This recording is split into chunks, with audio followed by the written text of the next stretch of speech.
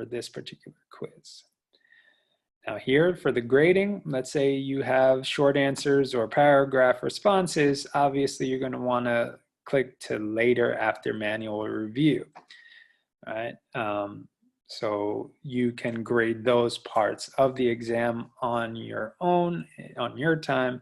If it is only multiple choice and there is no need for you to review any answers, then obviously you can always allow them to see their grade right after they submitted their responses. And if you do not wish to do that, you want to review it first and make sure they did all right, you can just turn this on, and then you will have to send it again in the settings, and I'll show how to do that as well. Now here's also, if you want them to see how many points each question is, the correct response after they submit it, if you want them to be able to see what was the correct responses or your feedback, you can allow them to have that. And anything you do, you always want to click save up here, right? And when that happens, see, now you see the answer key for where you can actually apply. This option was the correct answer, and they're going to receive this amount of points if they get it right. And then you click done and it's saved. And you see here that would be recorded that that is the answer. Okay, now for short answers or paragraph, the answer key, you can maybe do a description of your own correct answer, or you can just wait until they give you, you submit their answers. But here, right here is the feedback you can give them. So if you want it to be a general one for this particular question, that you know that this is kind of the focus, like this should have been the answer around here, you could always add that response, and the students would be able to see that if they had got it right or wrong. That is entirely up to you. I usually, so for some of mine, show you here. Let's say let's do one that students have responded to. I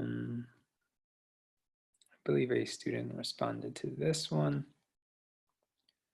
Yes, I have a response here. So right here, if you go to individual, that's where you'll see only specific students at a time. So I know this is Star Asia's and Star Asia's only. So you see here, I've given her feedback, right? So if I edit that, see, this is feedback that I have submitted to her. I set the amount of points that she has obtained based on her response. And then once I do that for each of the short answer responses, right? If they absolutely missed it, you could always apply a 0, make sure you save, right? And then after you go through it and make sure, their quiz is all right, you can release the score, and that will give you the option to send them a message. It goes to their D79 email.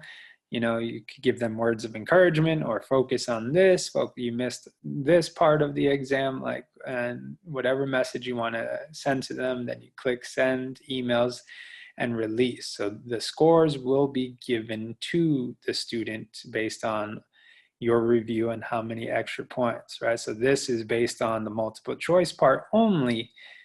After I go through each of these and save each one, and I feel like releasing it back to this student, that will be done, and possibly the grade will go up depending on how well the student has done.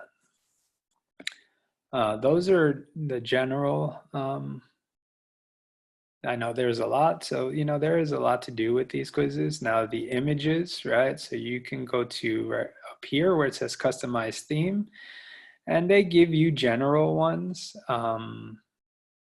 For this one, I'll leave that. That's the one for that quiz. But if I go back to an empty quiz, if you it's up to you. If you want, you go here to the theme again, choose an image. Now they give you general ones. If if maybe it's focused on art or painting or science, right? if it has a theme to it, or even if it doesn't, if you just want to give it a little more flair and a little, more of an image, you just select one of these images, click insert, and then it'll pop up. And then all the other schemes will change based on the image, right? So I guess Google feels like this will complement. You could always change the color if you want, and then background, make it a little darker, lighter. You can change the font, but basic seems to be the better one. Playful, it's a little more kiddish, I guess, in a sense. It's playful. Formal, sometimes the letters or the font is a little smaller. So that's why basic tends to be the best one in terms of size. And then you would just click here, the X, and it would be saved automatically. Okay, now you could always preview to see what this quiz would look like, right? So students will get their submission option after they're finished completing the quiz. And then down here, this little pencil or pen in a circle, you could always click that to get back to editing the quiz.